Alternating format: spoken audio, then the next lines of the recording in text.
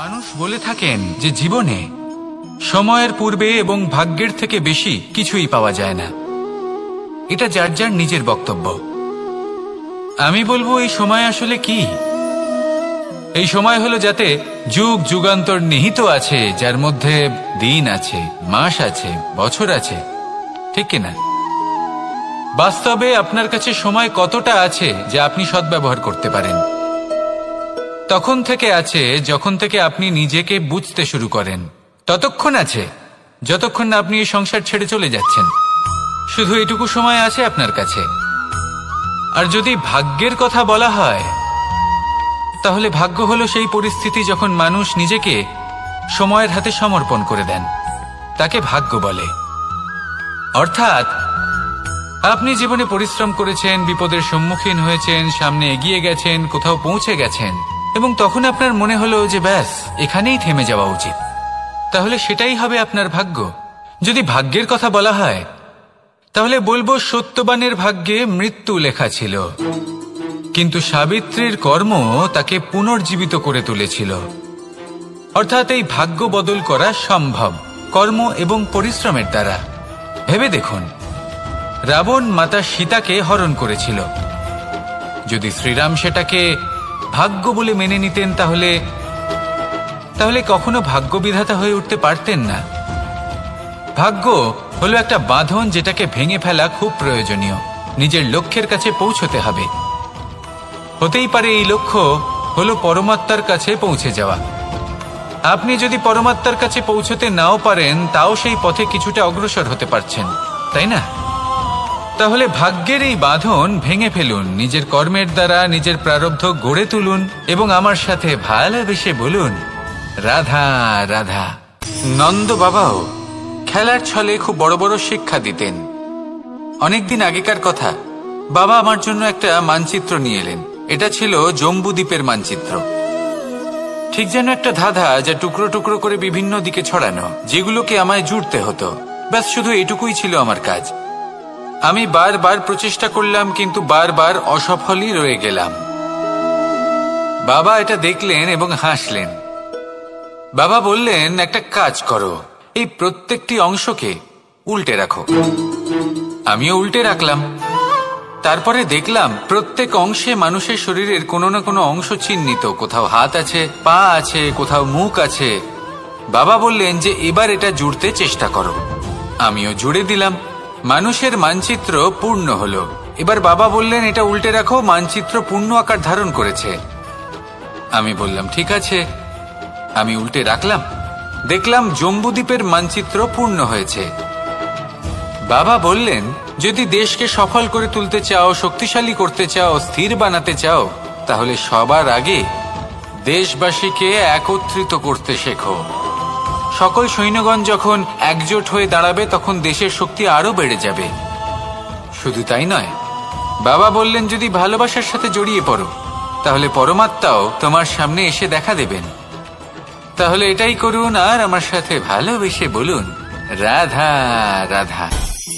মানুষের একটি সমস্যা আছে যে মানুষ সাফল্যকে মাপতে থাকেন, লক্ষ্যপ্রাপ্তিকে মাপতে থাকেন এবং তার তুলনা করতে থাকেন যে ও এত কিছু পেল আর আমি পেলাম না। ওর কাছে এত কিছু আছে কিন্তু আমার কাছে নেই। এই তুলনা করার জন্য ওনারা দুঃখী হয়ে পড়েন, নিরাশ হয়ে পড়েন। তাই আমি একটা প্রশ্ন করছি যে এটা কি উচিত? এই সংসারে আপনি কি নিয়ে তুলনা করবেন, যেখানে সূর্যদেব চন্দ্রমা দুজনেই আছেন, দুজনেই হলেন বিশেষ, দুজনেই নিজ নিজ সময়ে উদিত হন। এদের মধ্যে একজন না থাকলে তাহলে আমাদের জীবন কঠিন হয়ে পড়বে। ঠিক সেইভাবেই আপনি যদি একটা বড় রেখা অঙ্কন করেন, তাহলে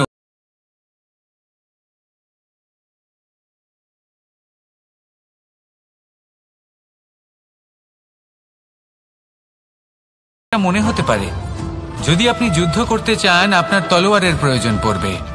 যদি বস্ত্র তৈরি করতে চান, এত বড় তলোয়ার দিয়ে কিছুই হবে না। তখন প্রয়োজন পড়বে একটা ছোট্ট সূচের। তাই তুলনা করবেন না, না নিজেকে ছোট মনে করবেন, না অন্য কাউকে। সবার সাথে সহযোগিতা করুন, আর যদি তুলনা করতেই হয় নিজের সাথে করুন, যে কাল আমি কেমন ব্যক্তি ছিলাম, আজ কি তার থেকে শ্রেষ্ঠ হয়ে উঠতে পেরেছি? ভেবে দেখুন ভবিষ্যতে গিয়ে আপনি কতটা শ্রেষ্ঠ ব্যক্তি হতে পারেন। আসুন আমার সাথে ভালোবেসে বলুন, রাধা রাধা। বস্ত্র আমাদের সকলের প্রিয়, এটা আমাদের জীবনযাপনের জন্য প্রয়োজনীয়। আমরা সবসময় চেষ্টা করি সেই বস্ত্র পরতে যা পরলে আমাদের দেখতে ভালো লাগে। কিন্তু কখনো এই কথা ভেবে দেখেছেন যে কিছু বস্ত্র যদি স্বচ্ছ হয় তাহলে তা পুরনো হলেও দেখতে ভালো লাগে? ঠিক তেমনি যেমন কোনো খাবার যদি মশলাদার না হয়, অত্যন্ত সুস্বাদু নাও হয়, কিন্তু যদি তা গরম হয়, টাটকা হয়, তাহলে খেতে ভালোই লাগে। ঠিক সেইভাবেই যদি কোনো ব্যক্তি সুন্দর নাও হয় কিন্তু তার কথা খুবই মধুর হয়, তাহলে সেই ব্যক্তি সকলের প্রিয় হয়। কোনো ব্যক্তি যদি ধনবান নাও হন কিন্তু তিনি যদি গুণী হন, তাহলে এই সংসারে সম্মান লাভ করেন। সেই জন্য কখনো এই বিষয়ে দুঃখ পাবেন না যে আপনার কাছে ভৌতিক স্বাচ্ছন্দ্য নেই। আপনার কাছে সব থেকে বড় বস্তু, সব থেকে মূল্যবান বস্তু যেটা আছে সেটা হলো আপনার আত্মা, আপনার মন, আপনার বিচারধারা, আপনার গুণ, আপনার কথা। এগুলো সবসময় শুভ রাখুন এবং সবসময় নিজের সাথে রাখুন। এই জীবন সফল হবে এবং প্রেমময় হয়ে বলে উঠবে, রাধা রাধা। ছোটবেলা থেকেই আমি গরু চড়িয়ে অভ্যস্ত, সেই জন্য সকলে আমাকে গোপাল নামে ডাকত। কিন্তু গোপাল হয়ে আমি একটা অমূল্য শিক্ষা লাভ করেছি। আমি দেখেছি যে গৌশালাতে অনেক বাছুরের মধ্যে একটি গাই তার নিজের বাছুরকে অবশ্যই চিনে ফেলে। যেখানে সমস্ত বাছুর একই রকম দেখতে এবং প্রত্যেকের স্বরও সমান, তারপরেও সকল বাছুরের মধ্যে নিজের বাছুরকে ঠিক চিনতে পেরে যায় এবং তার সাথেই থাকে। ঠিক এইরকমই কিছুটা হয় আমাদের কর্ম এবং তার কর্মফল। আপনি সবার মাঝে থেকেও কোনো কর্ম যদি করেন, সেই কর্মফল সবার মধ্যে আপনাকে চিনে ফেলবে এবং আপনার সাথেই থাকবে। তাই যখনই কর্ম করবেন ভেবে চিন্তে করবেন। কোনো কর্ম করার আগে একবার ভেবে দেখুন, তাহলে জীবনে বারংবার অনুতপ্ত হতে হবে না। কারণ বিষয়টা কিছুটা এরকম যে এই সংসারে আপনি কাল, কর্মফল এবং সময়, এই তিনের হাত থেকে কখনো লুকোতে পারবেন না, কখনো পালাতেও পারবেন না। আসুন আমার সাথে ভালোবেসে বলুন, রাধা রাধা। জন্ম এবং মৃত্যু, একটি হলো জীবনের সূত্রপাত, আরেকটি জীবনের সমাপ্তি। এটা হলো একটি চক্র এবং প্রত্যেক চক্রের মতোই এটাও যেখান থেকে শুরু হয় সেখানে এসেই সমাপ্ত হয়। অর্থাৎ প্রত্যেক ব্যক্তি যারা জন্ম নিয়েছেন তার জন্মের সাথে এটা সুনিশ্চিত হয়ে যায় যে তার মৃত্যু হলো অবশ্যম্ভাবী। এই সংসারে এমন কিছুই নেই যা চিরকালের মতো থেকে যায়। এবার এটা আমরা সবাই জানি। আমাদের কাছে যে জীবনটা আছে, যেটা আমরা যাপন করতে পারি, সেই সময়কালে আমরা কি করতে পারি সেটা গুরুত্বপূর্ণ। এমন কিছু করুন যার ফলে মৃত্যুর পরেও আপনি অমর হয়ে থাকবেন। আমাদের কথা, আমাদের কর্ম এই সংসারে প্রেরণা প্রদান করতে পারে। আর যদি আমরা প্রেরণা নাও জোগাতে পারি, তাও এই সন্তোষ বোধ যেন থাকে যে আমরা আমাদের জীবন ব্যর্থ হতে দিইনি। এই জীবন যাপন করার ইচ্ছেতেই আমরা সময় ব্যর্থ করে দিই। আর এই জীবনকে যাপন করার সর্বশ্রেষ্ঠ উপায় হলো এটাই যে কখন আমাদের মৃত্যু হবে, কিভাবে আমাদের মৃত্যু হবে, এই চিন্তা ত্যাগ করে যেন আমরা বর্তমানে বেঁচে থাকি, আজকে বেঁচে থাকি, আজকে দাঁড়িয়ে কর্ম করি এবং আজ যে সংকট সামনে তার সম্মুখীন হই। ভবিষ্যতের পথ নিজে থেকেই উন্মুক্ত হবে। আপনার জীবনে অনেক বড় বড় বিপদরূপী পাথর আসবে। সেই পাথরগুলিকে এতটাই দুর্বল করে দিন যাতে সেই পথ আপনি অগ্রসর হওয়ার পরে আপনার পেছন পেছন যে সেই পথ দিয়ে আসবেন তিনিও যেন সহজেই পাথর চূর্ণ করে সামনে অগ্রসর হতে পারেন। মনে রাখবেন, আপনার প্রচেষ্টারও একটা মাহাত্ম্য আছে। যদি আপনি কোনো কেল্লার শিখরে পতাকা উত্তোলন নাও করতে পারেন, তাহলেও আপনার প্রচেষ্টার যে মাহাত্ম্য তা কখনো কমে যাবে না। সেই জন্য প্রচেষ্টা করতে থাকুন আর আমার সাথে ভালোবেসে বলুন, রাধা রাধা। মানুষ সবসময় চায় যে তার জীবনে যেন কখনো কোনো সমস্যাই না আসে। সে চায় তার জীবন যেন শুধুমাত্র শান্তি এবং সুখের দ্বারা পূর্ণ থাকে। কিন্তু এই চাহিদা অনুচিত কিছু নয়। আমরা সবাই এটাই চাই যে জীবনে সুখ থাক, শান্তি থাক। কিন্তু এই কথা সবসময় মনে রাখবেন, যে সূর্য উদিত হন সংসারকে প্রকাশমান করেন, দুপুরবেলায় সংসারকে রৌদ্র প্রদান করেন, সন্ধেবেলায় তাকেও অস্ত যেতে হয়। এবার আমাদের জীবন চক্র কিছুটা এরকমই। কোনো কিছুই চিরকাল একরকম থাকে না। কখনো এই নদীকে দেখুন, যা বয়ে চলেছে। এই নদী যা বয়ে চলেছে তার পথেও অনেক বিপদ আসে। বড় বড় পাথরের সম্মুখীন হয়ে তাকেও সামনে এগিয়ে যেতে হয়। একটি পুকুর যা চারদিক থেকে ঘেরা, তার জীবনে কিন্তু কোনো সমস্যা নেই। কিন্তু এই সংসারে পুকুরের পুজো করা হয় না, পুজো করা হয় নদীকে। মনে রাখবেন, সমস্যার ঊর্ধ্বে তিনি উঠতে পারেন যিনি সমাধি লাভ করেছেন, যিনি এই সংসারেই নেই। যিনি এই সংসারে আছেন এবং জীবিত আছেন, তার জীবনের সমস্যা হলো শ্বাসবায়ুর মতোই গুরুত্বপূর্ণ। আসুন আমার সাথে ভালোবেসে বলুন, রাধা রাধা। বন হলো আমাদের সবারই প্রিয়। সেখানকার সৌন্দর্য, শান্তি, সেখানকার পরিবেশ আমাদের সকলের ভালো লাগে এবং সেখান থেকে আমরা কাঠ পাই, যা সংসারে আমাদের জীবনে আমাদের খুব সহায়ক হয়ে ওঠে। এর দ্বারা আমরা অনেক কিছুই প্রাপ্ত করতে পারি।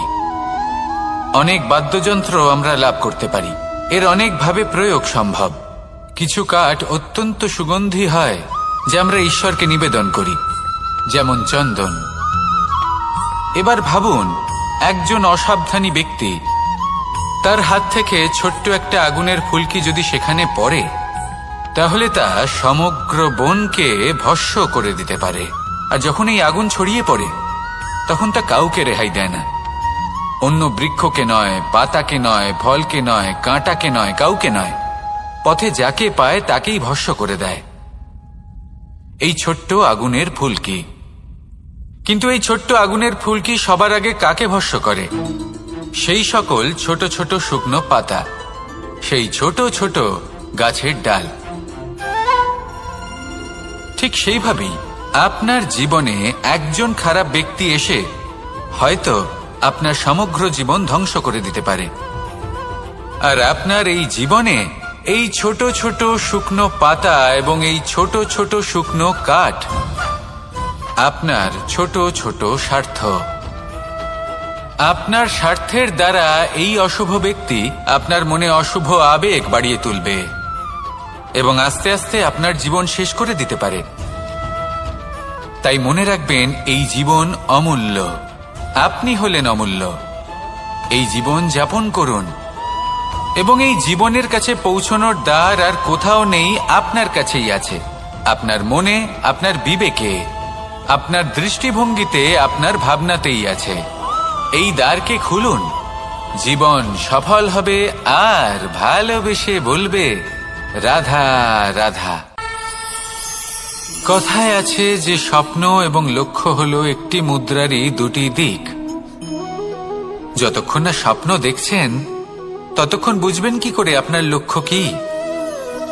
স্বপ্ন দেখে যদি নিজের লক্ষ্য বুঝতে পারেন, সেটা পেতে চান, তবেই সেটা লাভ করতে পারবেন। কিন্তু স্বপ্ন এবং লক্ষ্য, এই দুইয়ের মধ্যে একটা ভারসাম্য রয়েছে, যেটা বজায় রাখা প্রয়োজনীয়। একে আমরা বলে থাকি পরিশ্রম। দেখুন, যদি আপনি স্বপ্ন দেখতে চান, তাহলে পরিশ্রম ত্যাগ করে নিদ্রা লাভ প্রয়োজন। কিন্তু যদি আপনি লক্ষ্য লাভ করতে চান, তাহলে আপনাকে নিদ্রা ত্যাগ করে পরিশ্রম করতে হবে। তাই আলস্য ত্যাগ করুন এবং সিদ্ধান্ত নিন যে আপনি কি চান। আপনার জীবনের এই তুলাদণ্ডে স্বপ্নের পাল্লা ভারী হওয়া প্রয়োজন নাকি লক্ষ্যের? আমার মতে এই দুইয়ের মধ্যে যদি ভারসাম্য বজায় রাখেন, তবে পথ নিজে থেকেই সামনে আসবে। শুধু সেই পথে অগ্রসর হতে থাকুন এবং আমার সাথে ভালোবেসে বলুন, রাধা রাধা। আমরা সবাই জীবনে সুখ লাভ করতে চাই। শুধু জীবনে কেন, জীবনের পরেও আমরা সুখ লাভ করতে চাই। আমরা সকলে স্বর্গের কামনা করি। কিন্তু খুব সহজ একটা কথা, যদি আপনি স্বর্গলাভ করতে চান তাহলে প্রথমে মৃত্যু লাভ করতে হবে। আপনি যদি প্রাণই না দেন তাহলে আপনি স্বর্গলাভ কিভাবে করবেন, তাই না? শুধু এই ছোট্ট একটা বিষয় দ্বারা আমরা জীবনে অনেক কিছুই শিখতে পারি। যদি আপনার কোনো লক্ষ্য থাকে, কোনো মনোবাঞ্ছিত স্থান থাকে, কোনো বড় কাজ আপনি করতে চান, তাহলে সেই সবই হবে। কিন্তু শুধুমাত্র কামনা করলে হবে না, আপনাকে কর্ম করতে হবে, নিরন্তর প্রয়াস, পরিশ্রম, পথ খুঁজতে হবে, সামনে অগ্রসর হতে হবে। কখনো অসফল হলে তার কারণ খুঁজতে হবে, বিপদের সম্মুখীন হতে হবে, অন্তর থেকে নিজের শক্তি বাড়িয়ে তুলতে হবে।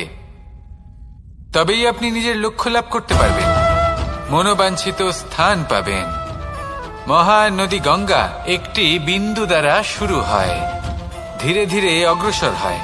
কোনো পাথরে ধাক্কা খেলেও সে থামে না, বরং এগোতেই থাকে। তারপরেই সে মহান নদী গঙ্গা হয়ে উঠতে পারে। পরিশ্রম করুন, লক্ষ্য লাভ করুন, আর আমার সাথে ভালোবেসে বলুন, রাধা রাধা। এই সংসারে 3 ধরনের আবেগ অত্যন্ত গুরুত্বপূর্ণ, যা প্রত্যেক মানুষের জীবনে থাকে।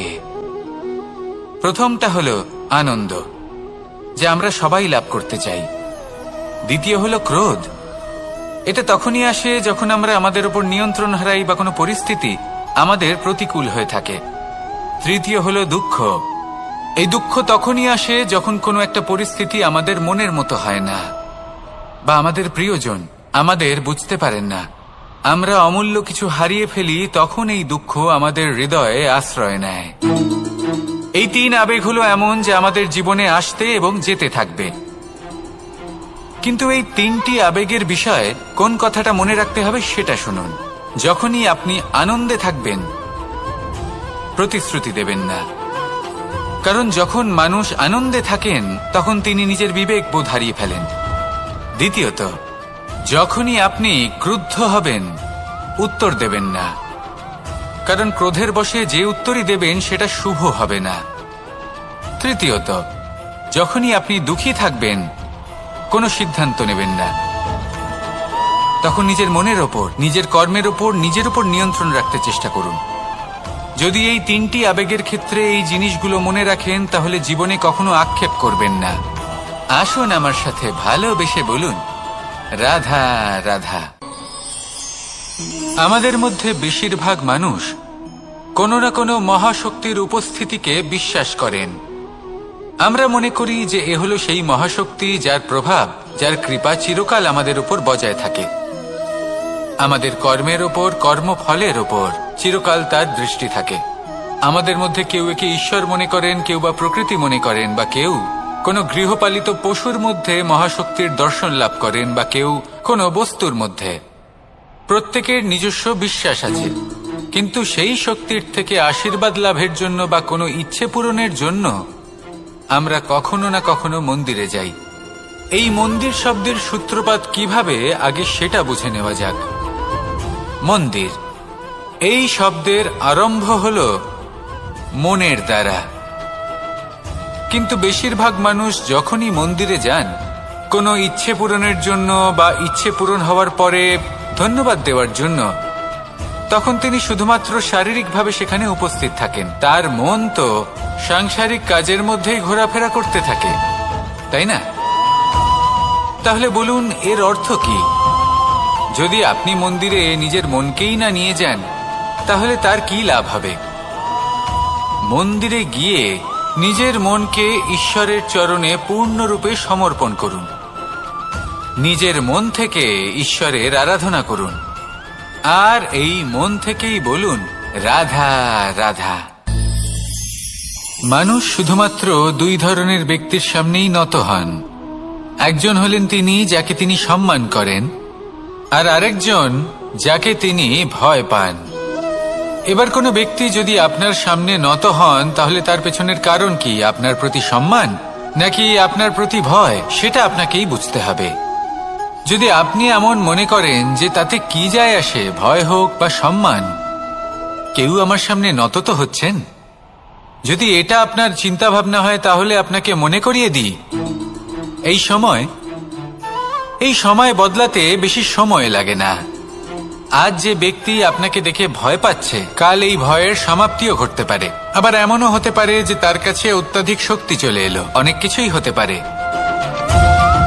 তাই মনে রাখবেন, যে মাথা ভয়ের কারণে নত হয় তা সময় এলে সবার আগে বিরোধিতা করতে পারে, আর যে মাথা সম্মানের কারণে নত হয় আপনার জন্য নিজের শিরচ্ছেদও সে করতে পারে। তাই সকলকে আপন করে নিন, কিন্তু ভয় প্রয়োগ করে নয়। কর্ম করুন এবং সম্মান অর্জন করুন। শুধু এটাই করুন আর আমার সাথে ভালোবেসে বলুন, রাধা রাধা। সূচের শেষে একটি ছিদ্র থাকে যার দ্বারা আমরা এই সুতো পরাতে পারি, আর তারপর সূচের সাহায্যে এই সুতো দিয়ে বস্ত্র সেলাই করা যায়। কিন্তু যদি সুতোটা সোজা করে ধরা না হয় তাহলে সূচে কখনো এই সুতো পরানোই সম্ভব নয়। যদি এতে কোনো গিঁট পড়ে তখন তা কখনোই এই ছিদ্র দ্বারা প্রবেশ করা সম্ভব নয়। ঠিক এইভাবেই যদি আপনি কারোর জীবনে প্রবেশ করতে চান, কারোর অন্তরে প্রবেশ করতে চান, তাহলে আপনাকেও সহজ থাকতে হবে। এতে কোনো গিঁট থাকলে চলবে না, অর্থাৎ মনে যাতে কোনো মালিন্য না থাকে, যেন কোনো কুচিন্তা না থাকে। যদি এসব থাকে তাহলে আপনি কখনো কারোর জীবনে প্রবেশ করতে পারবেন না। আর যদি কোনোভাবে আপনি প্রবেশ করেও যান তাহলে তার মনে ঘর করতে পারবেন না। নিজেকে এই সুতোর মতন করে তুলুন, সহজ। মনে যেন কোনো কুচিন্তা না থাকে, সবার প্রতি যেন সদ্ভাবনা থাকে, শুভ চিন্তা থাকে। এমনটা করতে থাকুন। এমন একটা দিন আসবে যেদিন এই সমস্ত সংসারের ব্যক্তির মনে আপনি বাস করবেন, আর তখন এই মন প্রসন্ন হয়ে বলবে, রাধা রাধা। সূর্য হলেন আমার অত্যন্ত প্রিয়। প্রতিদিন আমাকে নতুন শিক্ষা দিতে থাকেন। একবার সূর্যকে দেখুন। 4 প্রহর পর্যন্ত উনি অন্ধকার সহ্য করেন, তারপর আস্তে আস্তে উদিত হন। প্রথমে লাল, তারপর গেরুয়া, তারপর শ্বেত বর্ণ ধারণ করেন। আস্তে আস্তে আকাশে উদিত হন, আর তারপর সমস্ত সংসারে প্রকাশমান হয়ে উঠবেন। এ হলো সূর্যের তপস্যা, তার ধৈর্য, তার প্রতীক্ষা, তার পরিশ্রম, যার ফলে উনি সংসারে সর্বোচ্চ স্থান অধিকার করেছেন। যদি আপনিও এই সংসারে সূর্যের মতোই মহান হয়ে উঠতে চান, সূর্যের মতো এই সংসারে সর্বোচ্চ স্থান অধিকার করতে চান, তাহলে আপনাকে সূর্যের মতোই তপস্যা করতে হবে, প্রতীক্ষা করতে হবে, ধৈর্য ধরতে হবে, পরিশ্রম করতে হবে। তবেই এই সংসারে আপনি সম্মান লাভ করবেন, যশ লাভ করবেন। আসুন আমার সাথে ভালোবেসে বলুন, রাধা রাধা। স্বপ্ন, আমরা জীবনে স্বপ্ন দেখতে থাকি, সেটা পূরণ করার পূর্ণ প্রয়াস করে থাকি। কিন্তু এই স্বপ্ন পূরণ না হওয়ার পরিস্থিতিতে আমরা ভেঙে পড়ি, ছিন্ন বিচ্ছিন্ন হই, আর তারপর এই বোঝা আমরা আগামী প্রজন্মের ওপর রীতিমতো চাপিয়ে দিই। আমরা এটাই মনে করি যে আমরা যেটা হতে পারিনি সেটা আমাদের সন্তান অবশ্যই হবে। আমরা যা কখনো পাইনি আমাদের সন্তান অবশ্যই তা পাবে। এটা যে অনুচিত সেটা আমরা ভাবি না, কিন্তু এটা ভুল, আর এই ভুল আমরা সকলেই করে থাকি। সন্তান প্রকৃতি আর পরমাত্মার আশীর্বাদ। ওদের ভেতরে তাদের নিজের একটা অস্তিত্ব লুকিয়ে থাকে।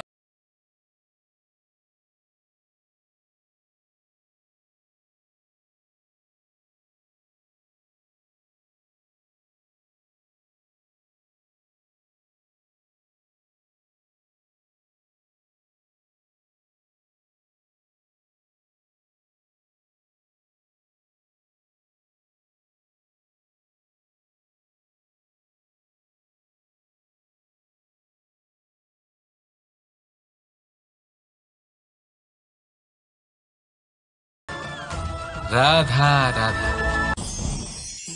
এই পুকুর দেখছেন আপনি?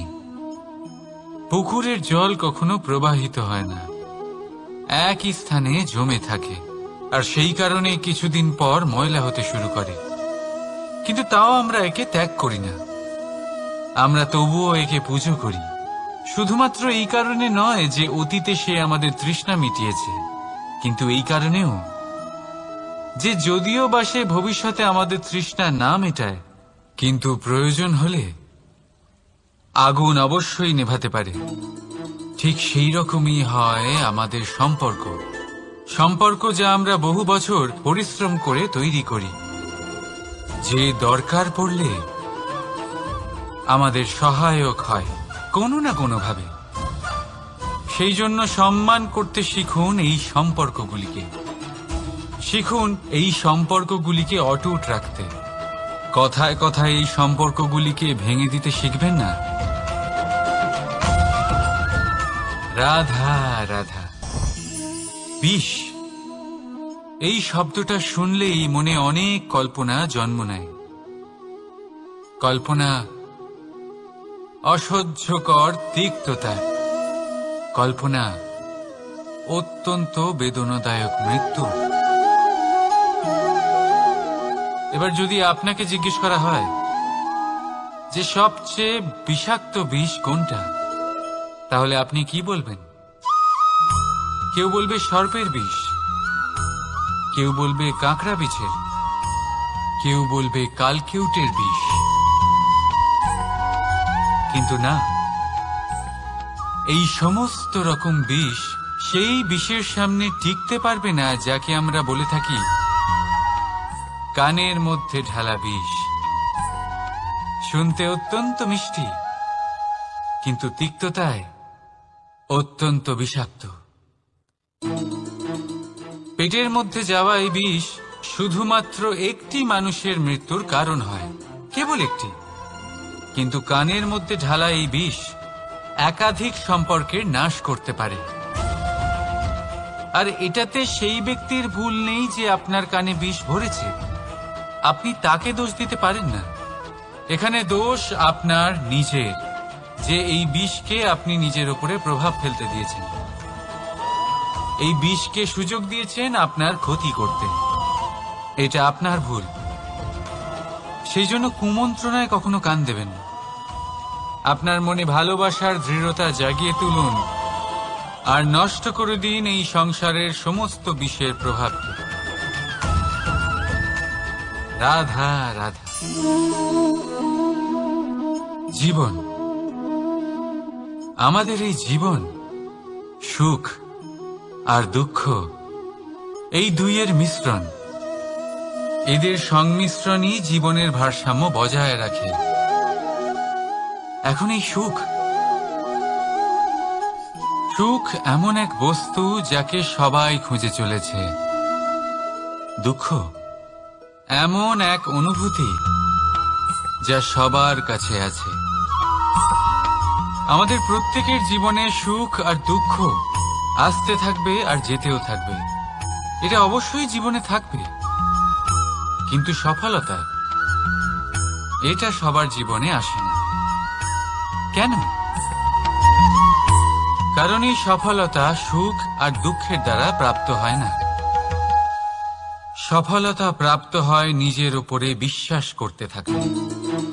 আকাশের ওই সূর্যকে দেখুন, সূর্যের বিশ্বাস আছে নিজের উপর যে সে সমস্ত জগৎকে আলোকিত করতে পারবে, নিজের প্রথম রশ্মি দিয়ে অন্ধকারকে দূর করতে পারবে।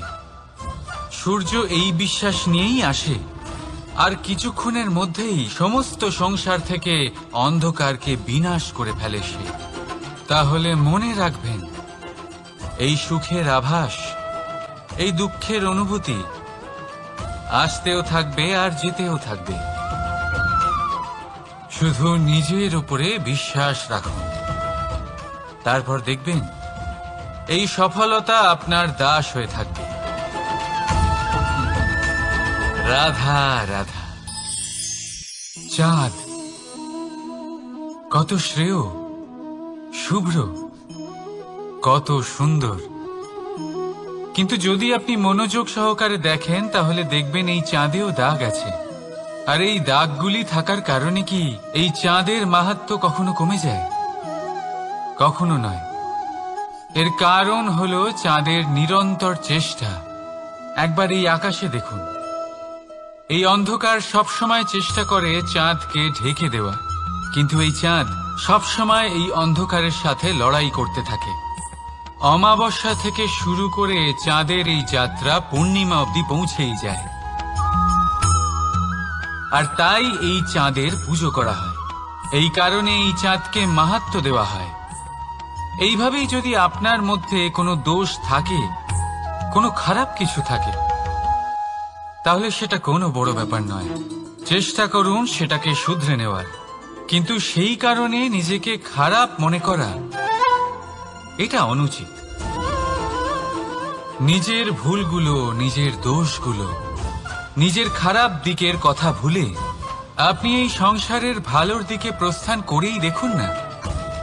আপনি দেখবেন আপনার অন্তরের তেজ ঠিকরে বেরোচ্ছে। রাধা রাধা। এই পিঁপড়েদের দেখছেন আপনি? সবাই একই রকমের। এদের মধ্যে তফাৎ খুঁজে বার করা অসম্ভব। মনে হয় যেন ওদের আলাদা আলাদা অস্তিত্বই নেই। কিন্তু যদি আপনি মন দিয়ে দেখেন, তাহলে দেখবেন প্রতিটা পিঁপড়ের আলাদা কাজ নির্ধারিত, তাদের আলাদা অস্তিত্ব আছে। কেউ বাড়ি বানানোর জন্য মাটি সংগ্রহ করতে পটু, কেউ ঢিপি বানাতে পটু, কেউ খাবার খোঁজায় পটু, আবার কেউ সেই খাবার আনায় পটু। ঠিক সেরকমই হয় মানুষেরা। মনে হতেই পারে সবাই একই রকম, কিন্তু প্রতিটা মানুষের ব্যক্তিত্ব, প্রতিটা মানুষের অস্তিত্ব ভিন্ন হয়। আর সত্যি কথা বলতে কি, প্রতিটা মানুষের ভিন্নতাই আমাদের প্রগতির দিকে নিয়ে যায়। ভাবুন, যদি আপনাকে কারোর সাথে হাত মিলিয়ে চলতে হয়, তাহলে আপনাকে আপনার সোজা হাত তার উল্টো হাতে ধরে এগোতে হবে। এটাই সৃষ্টিকর্তার সৃষ্টির নিয়ম। ভিন্নতা, এই ভিন্নতাকে আশীর্বাদ ভেবে চলুন, এতে কোনো খারাপ নেই। রাধা রাধা। দাদা আমাকে বহুবার জিজ্ঞেস করেন যে, কানাই, তুমি রাধার সাথে এই সংসারকে প্রেম শেখাতে এসেছো, তাহলে কেন তুমি রাধাকে এত বিরক্ত করো? কেন ও তোমাকে বিরক্ত করে? কেন এই ঝগড়াঝাটি হয়? কেন এই টানাপোড়েন চলে? এবার এটার উত্তর আমি কিছুটা এইভাবে দিতে চাই। পিঁপড়ে সেই বাড়িতেই প্রবেশ করে যেখানে মধু উপস্থিত আছে। যদি আপনার বাড়িতে মধু থাকে, কোনো মিষ্টি জিনিস থাকে, মিষ্টত্ব থাকে, তাহলে পিঁপড়ে সেখানে অবশ্যই প্রবেশ করবে। ঠিক এইরকমই হয় আমাদের সম্পর্ক। এর মধ্যে ছোটখাটো ঝগড়াঝাটি, টানাপোড়েন, রাগ করা, মন ভাঙানো, এই সব তো চলতেই থাকে। বিশেষ করে সেই সম্পর্কগুলিতে যেখানে মিষ্টত্ব আছে। মনে রাখবেন, যেই সম্পর্কে কোনো খুনসুটি নেই, রাগ করা, মান ভাঙানো নেই, কোনো ছোটখাটো ঝগড়াঝাটি নেই, সেই সম্পর্ক শুধুমাত্র মস্তিষ্ক দিয়ে পালন করা হচ্ছে, মন থেকে নয়। তাই মন থেকে ভালোবাসতে শিখুন। আর এই ছোটখাটো ঝগড়াঝাটির, এই অম্ল মধুর খুনসুটির আনন্দ উপভোগ করুন, কারণ এতেও ভালোবাসা আছে। রাধা।